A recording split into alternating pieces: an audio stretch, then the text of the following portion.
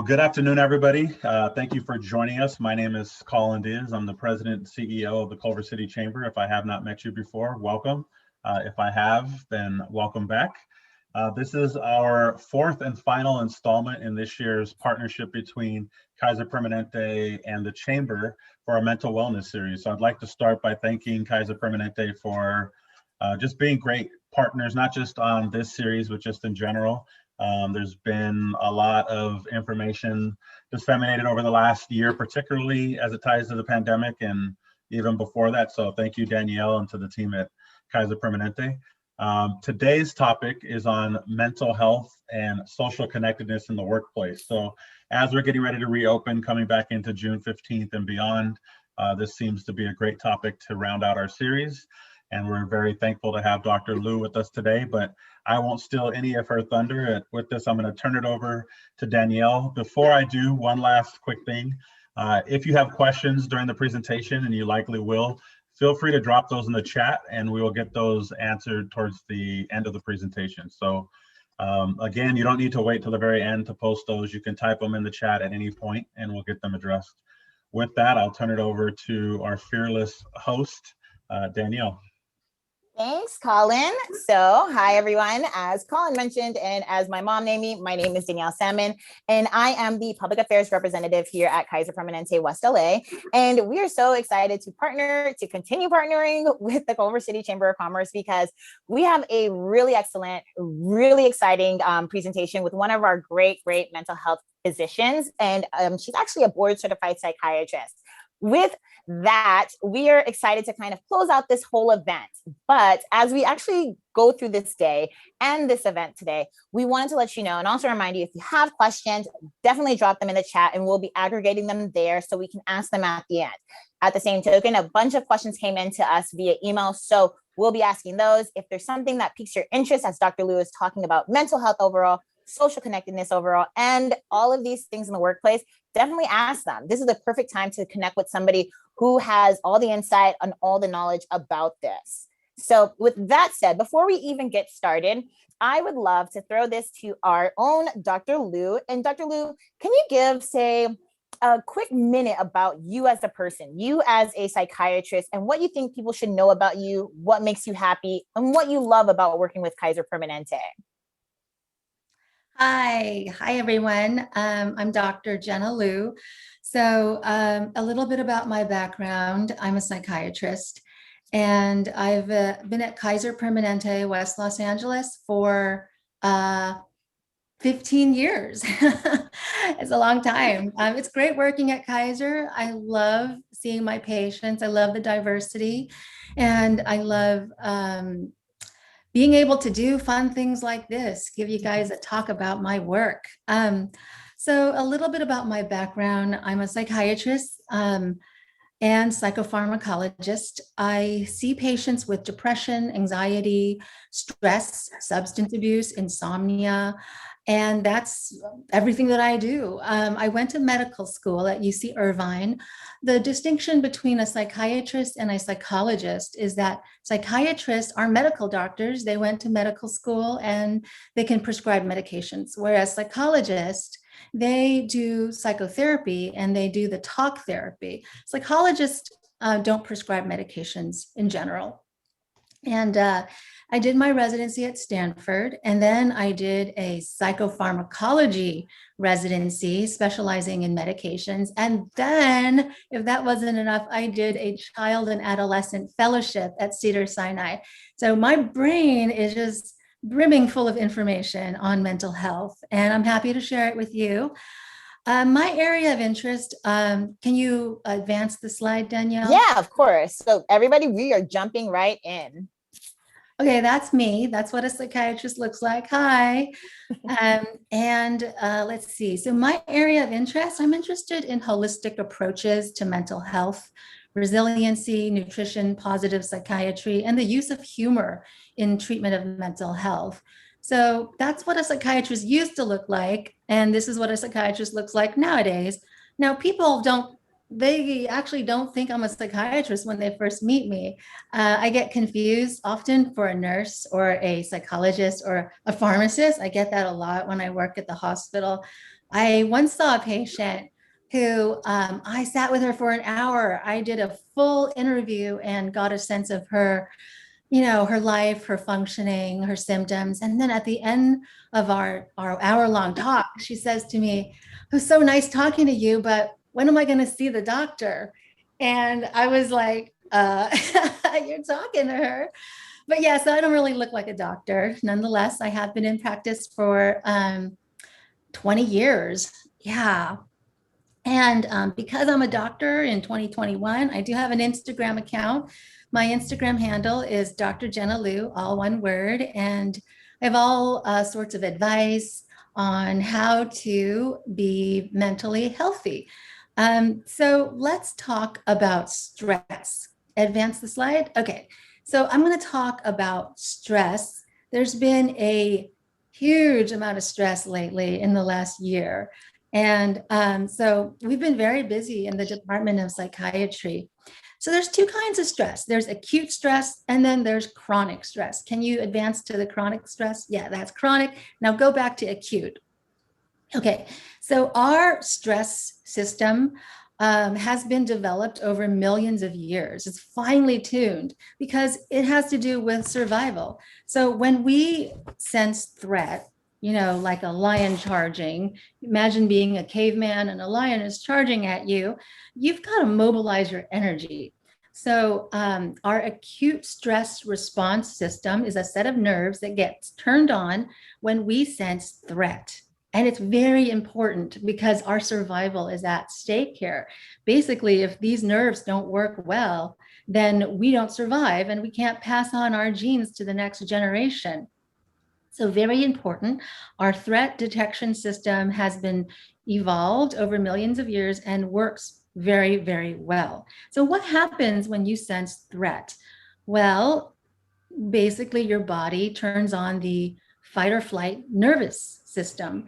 And what that set of nerves does is that it coordinates a massive response in your body. First of all, it mobilizes your energy because you're going to need a lot of energy to either stay and fight with the lion or run away as fast as you can. And then it shunts all the blood to your muscles because you're going to need muscles, right? If you're going to fight. And it shunts the blood away from your gut because you don't need to be digesting that steak if you're going to be fighting for your life. And then it shunts blood away from your reproductive tract because you don't need to have a baby if you don't survive. You got to survive this threat first. So you've got a massive release of cortisol, nitric oxide, epinephrine, adrenaline, and it mobilizes energy. Now, this response lasts only a few minutes, but it's pretty powerful and it works pretty well. Now, advance the slide, please. So this is chronic stress. So this is basically an ailment of the modern milieu. And chronic stress is basically when your acute stress system is turned on at a low level all the time. And it's about perceived stress. It's not about like real life-threatening stress. It's about perceived stress because we no longer are in a situation where we have to, hunt for animals or run away from lions and bears. No, the stress nowadays comes from job stress. Lots and lots of job stress in our lives today. Family demands, interpersonal conflicts, demands, stressful news media, interpersonal conflicts, things like this are very, very stressful and turn on the stress response chronically. So what happens when you engage your threat system all the time? Advance the slide. Okay, so this is what happens. So when you constantly mobilize your energy, well, that's going to give you over years and years, that's going to cause insulin-dependent diabetes and obesity. If you have chronically elevated blood pressure, well, that's going to give you high blood pressure and heart disease. Now, if you have to suppress digestion because you're sort of running for your life, quote unquote, well, that's going to cause ulcerations in your gut, growth retardation. And if you're suppressing the reproductive tract, that's going to cause infertility. And there's been a huge amount of infertility in in the world today in women because of chronic stress, and men too. And then whereas, acute stress enhances your immune system, chronic stress via the effects of cortisol actually suppresses your immune system. So chronic stress, no good. We have to figure out a way to control this beast. Next slide, please. Okay, so in walks COVID-19. And, since COVID-19 has come about, we've been told by the authorities out there that there is something invisible out there that is killing people. Obviously, this is not something positive. People have not been responding very well to this. And we've been told that we need to socially distance, we need to stay home, don't go anywhere. Things have been shut, the gyms closed, restaurants have been closed for a while. Now they're back open, of course, but we've been told that there is danger out there. Next slide. So one thing that I know for sure as a psychiatrist is that humans don't do well with ambiguity. Ambiguity is so hard for us to handle. We just don't do well with it because we like certainty and we like control. Those things help us to feel happy and well-adjusted. So 2020 has been all about ambiguity. COVID-19 has been all about ambiguity. First of all, this is a novel virus. We've never seen this virus before, and we don't know the full clinical syndrome. For a while, we didn't know how to treat it. We didn't even know how it was transmitted. It wasn't until about 6 months ago that we figured that it was primarily transmitted by respiratory droplets and not by surface contact. So, 2020 has all been about COVID, and COVID has been tremendously ambiguous. The theme for 2020 was, it is unclear at this time. Unclear how to treat it, unclear where it's headed, unclear, just very unclear. Very stressful times. Demand for mental health has been sky high. Next slide. Okay, so this is Sigmund Freud. He is the father of modern psychiatry, and we study him. Next slide, please. And in his wisdom, he's developed the set of defense mechanisms that he's observed his patients. Defense mechanisms are things that people do when they're under stress. So the first column of defense mechanisms are the primitive or immature defense mechanisms, like denial, just saying flat out, it doesn't exist. I can't handle it, therefore it doesn't exist. Or regression, like acting a lot younger than your age, acting out, which is like acting excessively out of control. So these are immature defense mechanisms. Now, the second column are more mature defense mechanisms. So, for example, sublimation, that's where you take all your stress and anxiety about something, but then channel it into something constructive or something that's going to help other people or help mankind. And humor. So humor is where you poke fun of your adversity and your stress so as to be able to deal with it better. Next slide. So how did we deal with COVID-19? Well, the responses ran the gamut from complete denial, as in like, this can't be real, to thinking that it was everywhere and being highly anxious and not leaving your house and just staying at home and curling up in bed. So here we have a picture of COVID-19 themed parties. These people are in denial or they just don't care, and they're flagrantly flaunting the risk mitigation for reducing transmission of COVID-19. They need to get their party on. So they've assembled and underground parties, drinking a lot because they need to have their alcohol and pass out and get drunk and get hungover the next morning and do it all over again, and eventually overdose, where they go to the emergency room, and then I'm the psychiatrist that has to see them and talk some sense into them.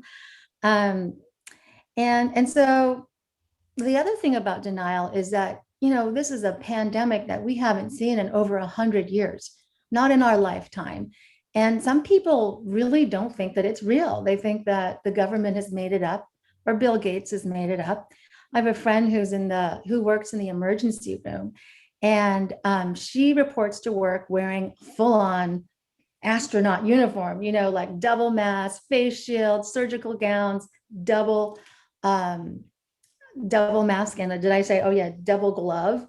And one of her patients actually said to her, look, doc, tell me the truth. Is this COVID-19 thing for real?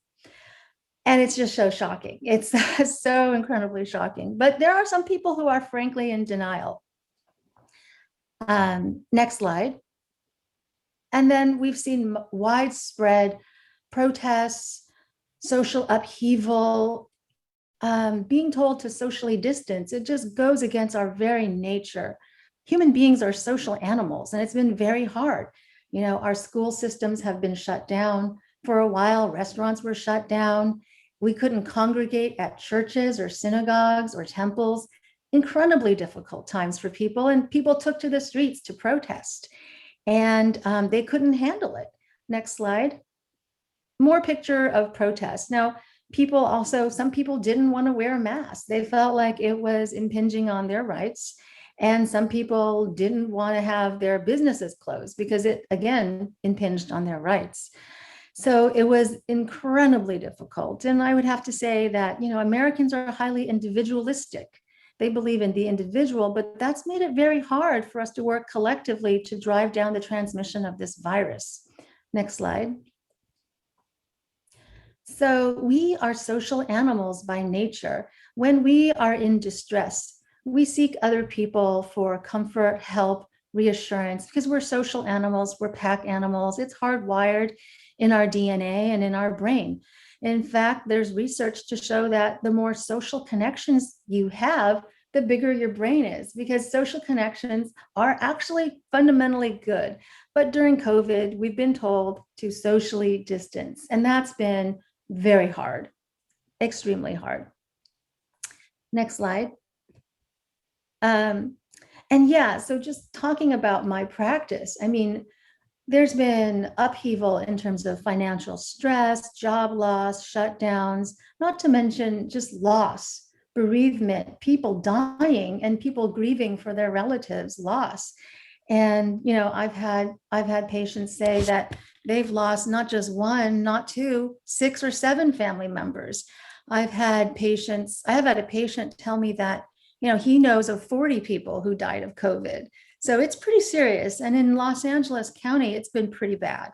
We've been sort of the epicenter of the COVID crisis. So what is the antidote? What is the answer? So as a psychiatrist, I think that there's definitely ways to manage stress. And I deal with this on a daily basis, is to help people to manage their stress better. And I like to keep everything very simple and basic, because I'm not that smart. So I have this policy. It's called the KISS policy, and it stands for, I don't know if you've ever heard of KISS. No? Anyway, it stands for keep it simple, stupid, because I'm not that smart. But I like to keep things very simple, and my antidote are basic things, but they're so important and so vital to our function, because we have been evolved to be a certain way. And when we forget how we're supposed to be, then that brings about a lot of problems. So my antidote is exercise, getting adequate sleep and sunlight, social connection, and deep breathing. Next slide, please. Okay, so first I'm going to talk about exercise. I'm going to go through all of these points. Hopefully I have time. But exercise, very, very good. Very good for you. Have you ever heard of drugs like metformin, Lipitor? These are blockbuster drugs. They have been prescribed for years.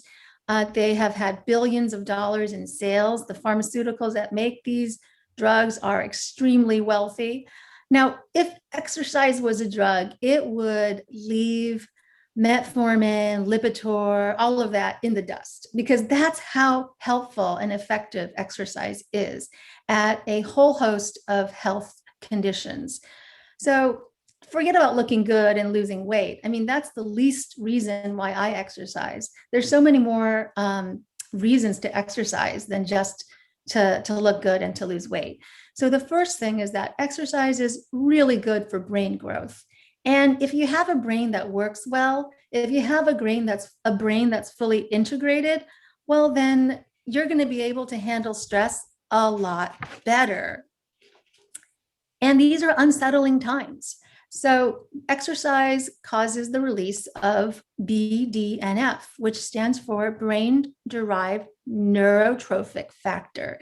And this is like miracle grow for your brain. It literally helps your brain to grow. And you do literally feel smarter after you exercise. I mean, not immediately, it's going to take several months. But brain growth positive, very good. We like that. And now gyms have been closed for the longest time, and now they're recently reopened. But for a while, we couldn't exercise. But what about exercising outdoors? The outdoors is still free and beautiful. So exercise in nature has added benefits for mental health. One study showed that just walking in nature for 90 minutes decreased negative feelings, as opposed to walking in an urban area.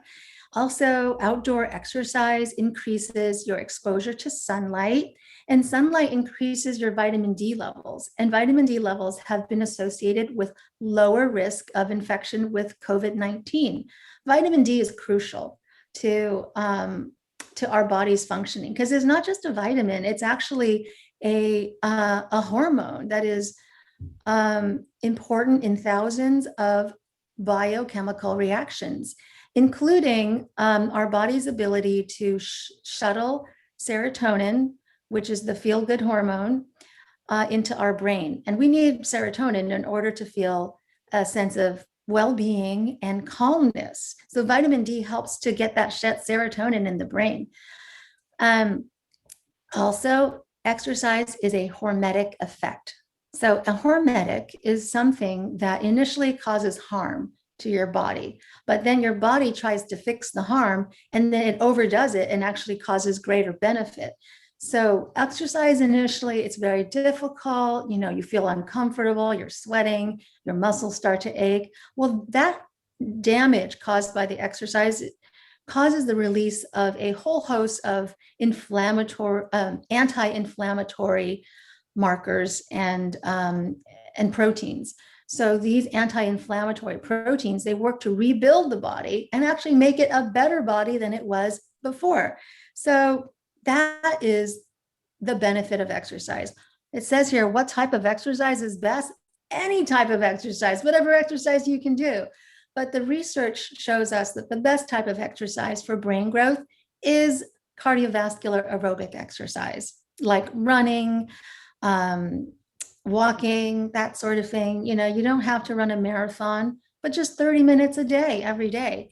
And in terms of team building, you know, I think it's great if your office can exercise together, you know, go for a walk or meet outside. That really does develop a sense of well-being and a sense of normalcy. Next slide. Okay, so sleep. The other massively important thing that people really don't realize, sleep is so underrated, but sleep improves the immune system. So if you don't want to get COVID, you definitely want to strengthen your immune system.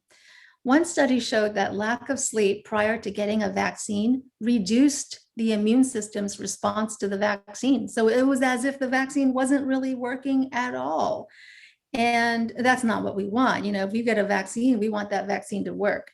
So when you get your COVID-19 vaccine, make sure you get enough sleep before and after the vaccination. Now, sleep also activates the glymphatic system. So that's a new word for a lot of people. The glymphatic system is actually a series of channels and ducts in your brain, and it carries cerebral spinal fluid. Well, what that does is it cleans out the brain of toxic metabolites and metabolic debris that occurs during the day when you're up and awake and using your brain. Well, at night, all of that metabolic debris is cleaned away by this glymphatic system. And there's research to show that getting fewer than 5 hours of sleep at night doubles your risk of dementia. Yeah, so sleep is very, very vital for cognitive functioning. And especially deep sleep, stage 3, seems to improve your memory and cognition, whereas REM sleep helps to process negative emotions or traumatic experiences. And it's not that the REM sleep helps you to forget traumatic experiences or negative experiences, but it just takes the bite out of those negative experiences. Next slide. So this is the 4 stages of sleep. First is the stage 1, non-REM. This is where you're sort of like half asleep, half awake, and it's sort of like light sleep. Stage 2 is a deeper level of sleep. Stage 3 is the stage that we're interested in because that's the stage of sleep that is deep, restful sleep, the sort of sleep that helps you to feel refreshed. This is the stage of sleep that also improves memory and cognition. So this stage 3, it occurs predominantly in the first half of the night, whereas REM sleep, this type of sleep occurs more towards the latter part of your sleep cycle. Like we're talking about, 5 or 6 in the morning, depending on, what time you sleep and what time you wake up. But REM sleep is important in terms of, like I said, processing the negative emotions that you experience during the day and putting them away, packaging them away so that we don't carry it with us for the days to come. So very, very important in terms of managing stress and mental health. And that's why you should get about 7 to 8 hours of sleep every night consistently. And that's going to help you to deal with stress better. And people don't realize how important sleep is to their mental health. And that's the first thing I ask people when they tell me that they're stressed out. I said, well, how are you sleeping? Next slide. Now comes the point of our talk, which is social connection and loneliness. Even prior to the pandemic, 25% of elderly people claim to be feeling lonely. So loneliness is a huge mental health problem. And I think COVID has just made it worse. We've been told to stay away from other people. But just because you have to socially distance doesn't mean that you can't socially connect. So my motto is physical distancing, but socially connect. You can pick up the phone, get on a Zoom, text.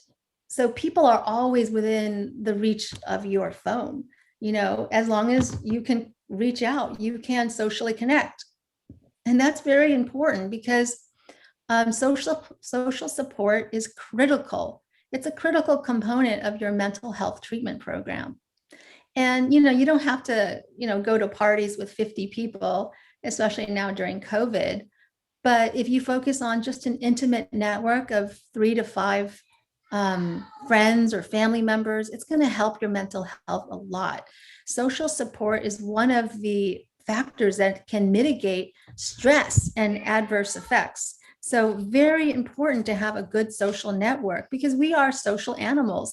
And, social connection is like a frustration outlet for a lot of people. And social support really does help when you're going through a stressful time. So in the workplace, where this comes in handy is if you could just have more connection, because we do know from research is that when an employee feels socially connected and socially supported, they don't leave the job and they do a better job at the job because they're happier and they're more engaged and motivated to work. So very important. And this could be, like Zoom happy hours or meetings in person, in small groups, outdoors, that sort of thing. And so very important. Next slide. And finally, focus and deep breathing. So this is the last this is the last point, but not the least important. It's probably one of the most important. I think all of these points are important to do. But the thing that you have to realize is that you can control what you focus on. And it's great because you can control that, and when you focus on things that you cannot control, like, the upheaval of our lives, the politics of COVID-19, the pandemic, when you go to the news and you listen to the news on end, it's going to make you very stressed out because you can't control those things. They're just beyond our control, and it's going to make you feel worse. But if you focus your attention on things that you can control, you will feel better. And having a sense of control lowers your stress. So my advice, focus on things that you can control. Spend some time focusing on things that are within your control and also things that create pleasure. So fundamentally, every person can control their breathing. You can control your breathing.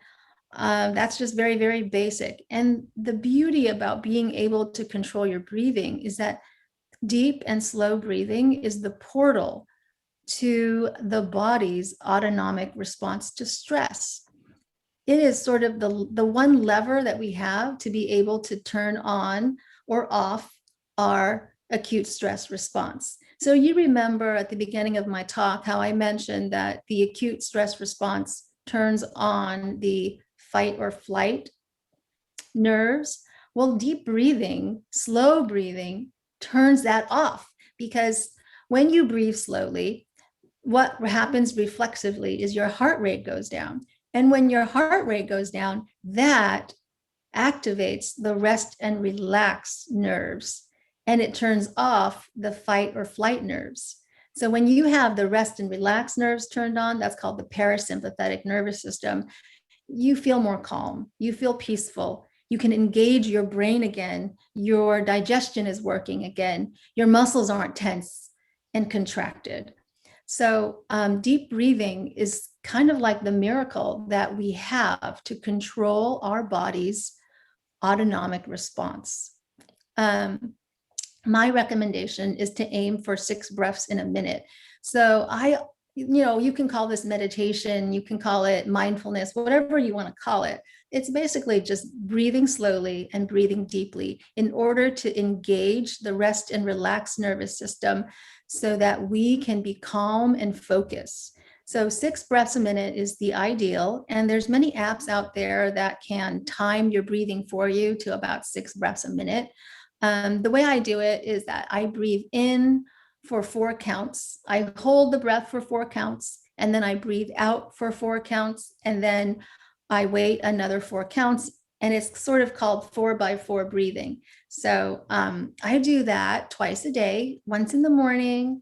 I do it outside where I get some sunlight, and then at night before bed. If you do the deep breathing before sleep, it is excellent to help you to get relaxed so that you can sleep. So aim for 6 breaths a minute and focus on the breathing. If breathing trips you up and you don't like it, that's fine. You don't have to do the breathing. I mean, there are other things to focus on that will relax you. So for some people, it's music. Music, especially relaxing music, can be transformative. And for me, I just love after work to listen to, for me, it's opera. And I just close my eyes and the beauty of the music just envelops me. And it makes me feel so good and so relaxed.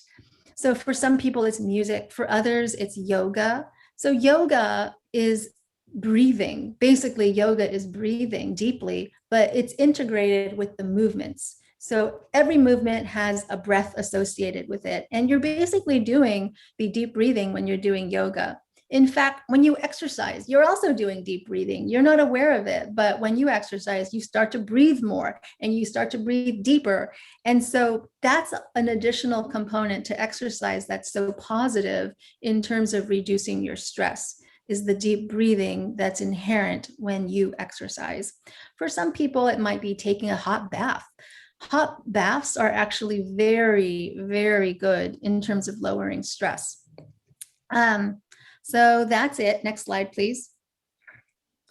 Any questions?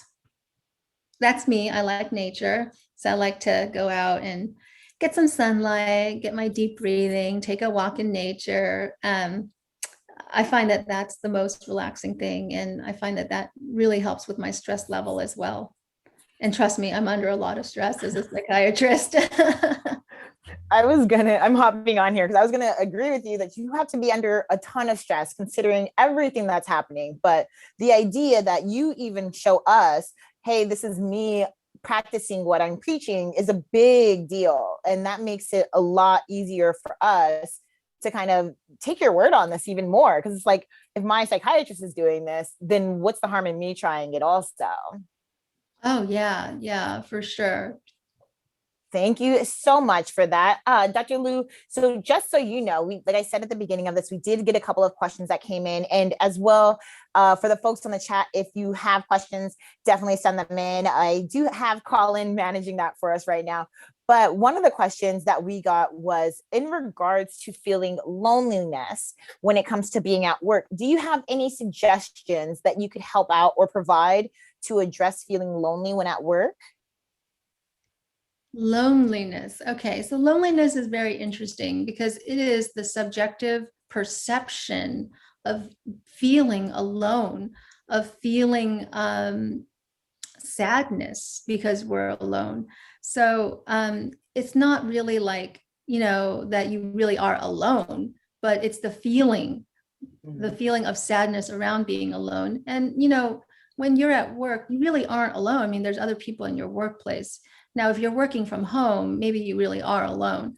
But, as I said, the antidote to that is to just focus on, a few close relationships and to develop those, to be mindful and intentional about picking up the phone and developing the relationships. Because it does take effort and work to develop relationships. But that would be the antidote, and it does take time. But you have to be consistent about, calling people up, checking in with them, saying, how are you doing? And you may want to be very forthright and say, look, I've been feeling lonely. Would it be possible for us to, have more contact? I would love to be a part of your support system if you'd like to be a part of my support system, because times have been very stressful and unsettling. I've been feeling alone. So it's also about being vulnerable, letting people know that you need some help, and also to trust that they can help you, that they would open the door. So you have to also choose your friends wisely. You wouldn't want to choose someone who's, not nice or insensitive. So you have to also choose your friends carefully. Thank you so much. So another question that we have is, when it comes to transitioning back to life being normal, or what is perceived normal, what methods or what things are you doing to go back to work and also integrate back into society as a whole? Anything that you could also suggest for others? So just a caveat, it seems like, what tips do you have to transition back to work and to society from the pandemic? Okay, right. So I got vaccinated, and I don't know how many of you out there are vaccinated, but that was the thing that really helped me to feel safe to be at work. I think that the COVID vaccine has been a miracle. And when I was given the opportunity to get vaccinated, I immediately said, yes, please, thank God. And, the data on the vaccine has been good. It's been very effective, both COVID vaccines, Moderna and Pfizer, and also I think there's the third one, Johnson & Johnson. Yeah, I got the Moderna, and yes, I had some side effects, muscle stiffness, muscle aches, fever for 2 days, but all in all, I've tolerated it very well. And the research on the vaccine seems to be that it's safe and effective. The news media has made a big deal out of, blood clots associated with vaccinations. Well, it's like 6 blood clots that occurred in 6 million people. So your chances of getting a blood clot exceedingly low. I wouldn't worry too much about that.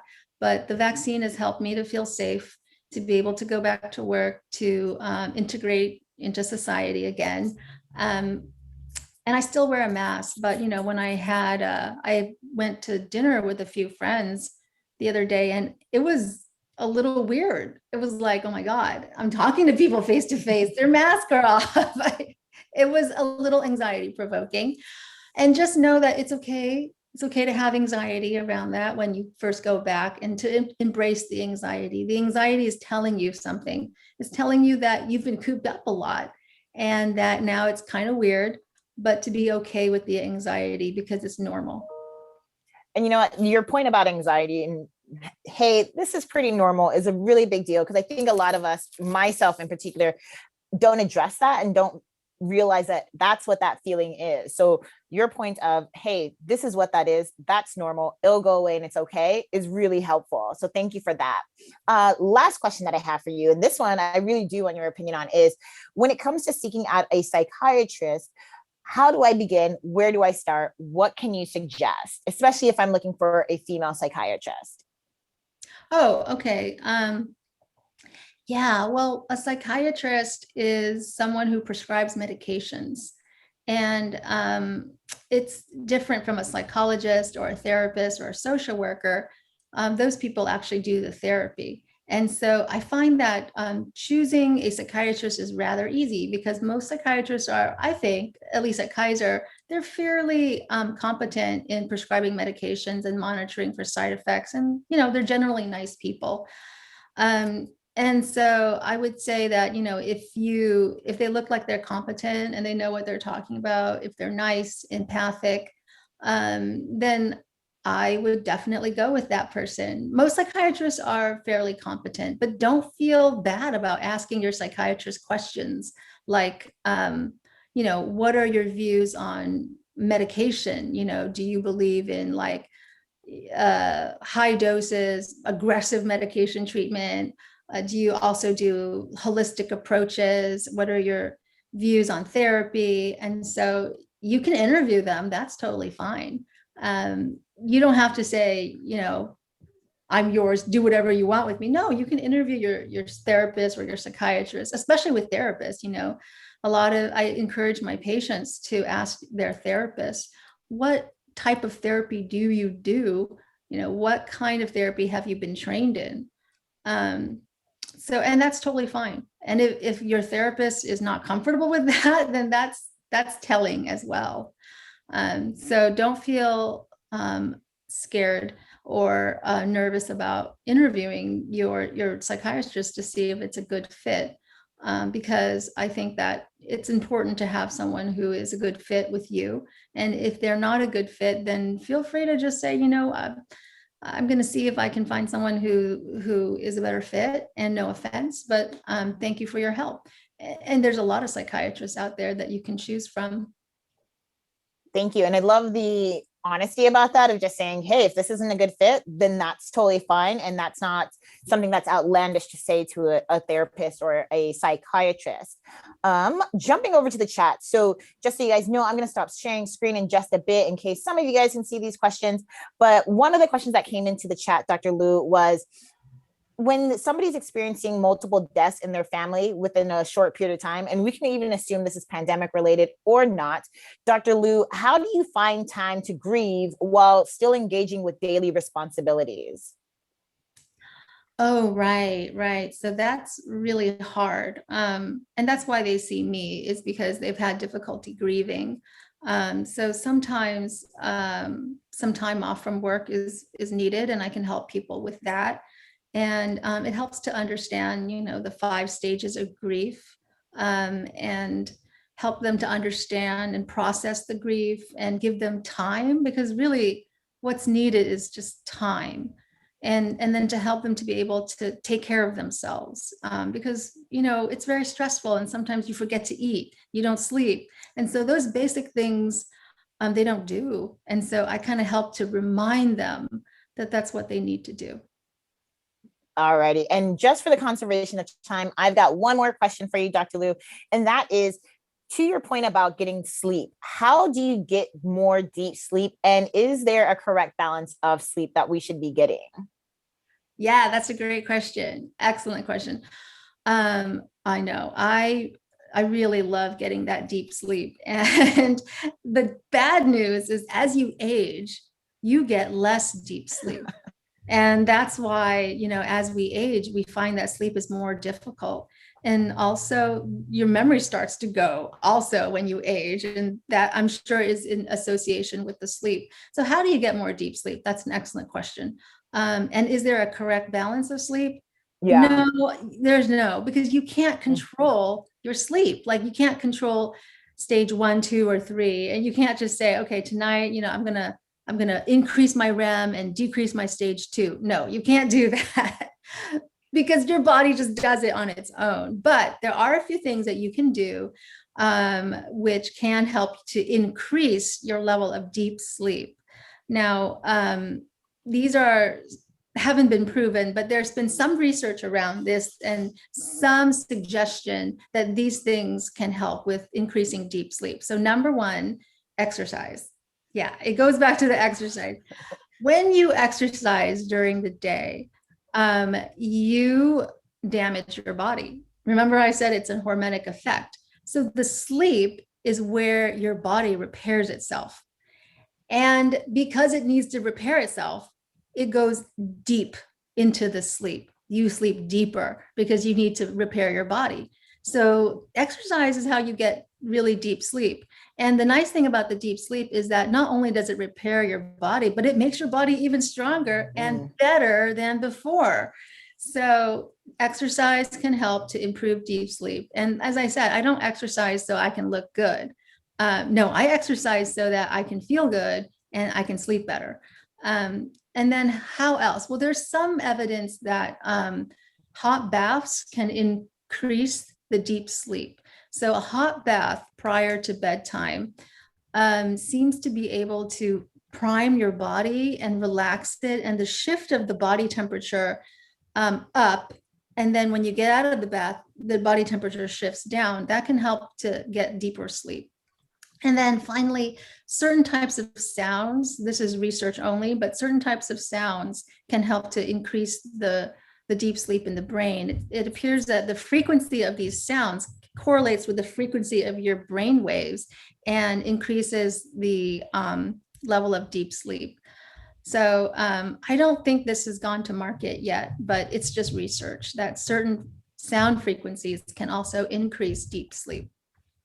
But even though it has not gone to market yet, that's cool to hear that, hey, if you want to try a certain song on YouTube, or like to your point, listening to opera, maybe some Yanni during the day, that's a really cool thing that somebody can at least try out, see if it works. And since music is on the internet and it's pretty much free, you can give it a swing and see if it works. And baths too, like, I mean, a bath doesn't sound too shabby after a long day. So thank you so much for that, Dr. Liu. We are closing out right now because we only have about a 5-minute period left. So I did want to say, Dr. Liu, thank you so much for your presentation, for letting us hear the things that you know and actually that you've studied, because that's a really big deal to be able to talk about mental health, whether it's in the workplace, whether it's just on our own at home, and really get your insight on that, because you have so much of it and you're so intelligent that to be able to hear that is a really, really incredible thing. So I am super thankful to you for joining us today. And then I also want to say thank you so much to Colin and Monica with the Chamber for allowing us here at Kaiser Permanente to bring this to you all, because it's Mental Health Month, and we think this is a great time to talk about these topics. And so, Colin, sending it right back to you with a major thank you for all you do. I really appreciate it. Well, thank you. And again, thank you, Dr. Liu. I think there was a lot of great information I was jotting down of going to bed earlier, getting longer amounts of sleep, exercising, the hot bath, and the music. It's funny because we do maybe not all of those items, but a lot of those for our kids, and then we go and do the exact opposite. I know, yeah, exactly. My kids, every night we put on the nighttime music, they take the bath, they get all of that, and then I'm up later doing work. So got to be better about that. But thank you for the great information. And again, Danielle and Jamila and the whole Kaiser Permanente team, thank you for this partnership. For those of you that are watching live and those that will be listening later, the entire series, all 4 parts will be available. If you go to our website, culvercitychamber.com, there's a link tree there that has, we'll have all the recordings with all the great tips that we've had throughout the series. So I thank you all for joining us today. But there is just so much great information from personal mental health to what it looks like for families, what it looks like for children, what it should look like in the workplace. And I just, again, thank you to Kaiser for normalizing something that we all encounter and that we should all be speaking about freely. So with that, I'll give everybody back about 2.5 minutes in their busy days. Maybe we use it to start with the 6 breaths a minute. Is that what it was? So Nice. I've got to definitely do that and find quiet places, but thank you for that. And you guys have a great rest of your day. Thank you. Bye, everyone.